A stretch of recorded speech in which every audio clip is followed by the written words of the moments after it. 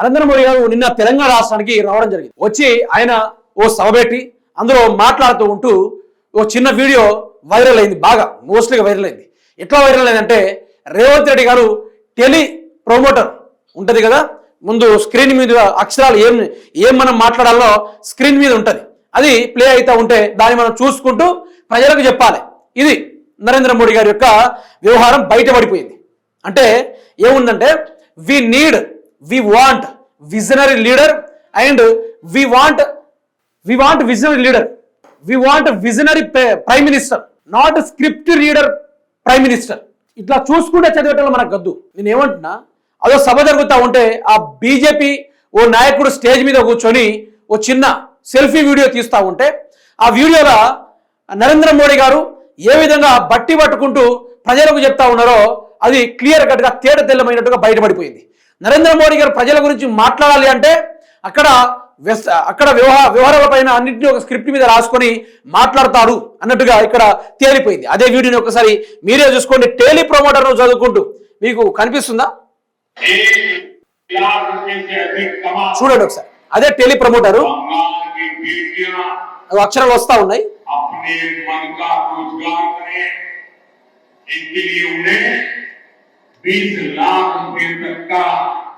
मुद्रा लोन मिलेगा और बैंक में जब जाते हैं ना तो बैंक गारंटी मांगता है। अब मेरी माता और बहनों के पास बैंक को देने की गारंटी कहां से होगी? इसलिए आपके भाई ने तय किया है, अब मेरी बहनों का बैंक गारंटी आपका भाई मोदी देगा।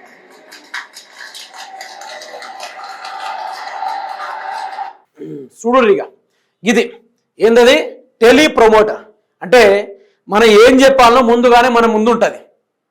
ఇది ఆ ఒక్క నాయకుడు తీసిన వీడియో ఈరోజు దేశమంతా వైరల్ అయిపోయింది, దేశమంతా.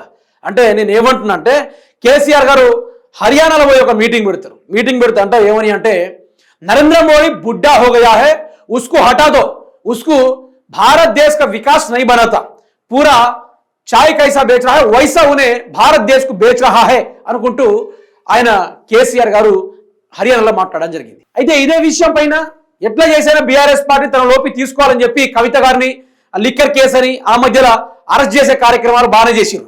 ఇదే విషయాన్ని కేజ్రీవాల్ గారు ఏ గంట మేరే హాత్ మే సిబిఐ ఈడీకి దేదో మే అమిత్ షా కు నరేంద్ర మోడీకి జైలు మే డాల్ దేతాం అన్న ఒక్క మాట చెప్పాడు. కథం కేజ్రీవాల్ గారిని ఎలిగేషన్ల లిక్కర్ కేసు ఎలిగేషన్ల అతన్ని ఫాల్స్ కేసులు పెట్టేసి అతన్ని తిహార్ జైలుకి పంపడం కూడా జరిగింది.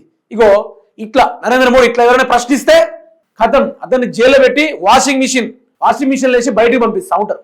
కానీ అందరు లొంగిరు కానీ ఇద్దరు లొంగలే. ఒకటి కేసీఆర్, రెండోది కేజ్రీవాల్, మూడోది వైఎస్ జగన్ మోహన్ రెడ్డి. అయితే ఏం చెప్తున్నా అంటే, నేను కూడా అనుకుంటున్నా, బీజేపీ పార్టీ టైం అయిపోయింది. మతాల గురించి లొల్లి పెట్టుడు తప్ప వీళ్ళు ఏం చేస్తారో తెలుసా? పరిపాలన చేయరు, వికాసం ఉండదు, వికాసం అసలే ఉండదు. అందుకనే సబ్జెక్ట్ రాదు వీళ్ళకు. ఒక సబ్జెక్ట్ ఇప్పటిదాకా నరేంద్ర మోడీ ఎప్పుడైనా ప్రెస్ కాన్ఫరెన్స్ పెట్టారా, ప్రెస్ మీట్ పెట్టారా, ప్రెస్ తోటి చిట్ చాట్ చేశారు ఎప్పుడైనా? అమిత్ షా కానీ, నరేంద్ర మోడీ కానీ, యోగినాథ్ కానీ ఎవరైనా ప్రెస్ మీట్ పెట్టేవాళ్ళు మాట్లాడారా? లేదు, మాట్లాడరు. ఎందుకంటే వాళ్ళ దొంగతనాన్ని బయటపడతాయి, రిపోర్టర్లు అడిగే క్వశ్చన్లకు తడబడతాం అని చెప్పేసి వాళ్ళు ఇప్పటిదాకా బయటికి రాలని వ్యవహారాలు, మాట్లాడలేని వ్యవహారాలు, తేడతెల్లమైపోతున్న వ్యవహారాలు.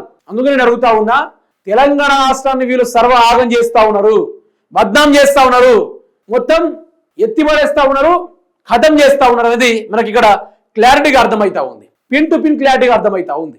అందుకనే నరేంద్ర మోడీ గారి యొక్క పరిపాలన టైం అయిపోయింది. ఇక బీజేపీ పార్టీ పని కూడా అయిపోయింది. ఇక బీజేపీ పార్టీ తెలంగాణ అంతో కొంత స్థానాలు ఉన్నాయి కదా, దయచేసి చెప్తున్నా, వాళ్ళు ఉండి ఒకటే, ఉండకున్నా ఒకటే. వాళ్ళ మీటింగ్లు ఎప్పుడైనా చూడండి, మొత్తం హిందూ ముస్లిం అని ఉంటుంది. ఆ లొల్లి తప్ప వేరే ముచ్చటే ఉండదు, వికాసం ఉండదు, లాభం ఉండదు, గ్యారెంటీలు ఉండవు, అన్ని దండగా తప్ప ఏది కూడా ఉండదు.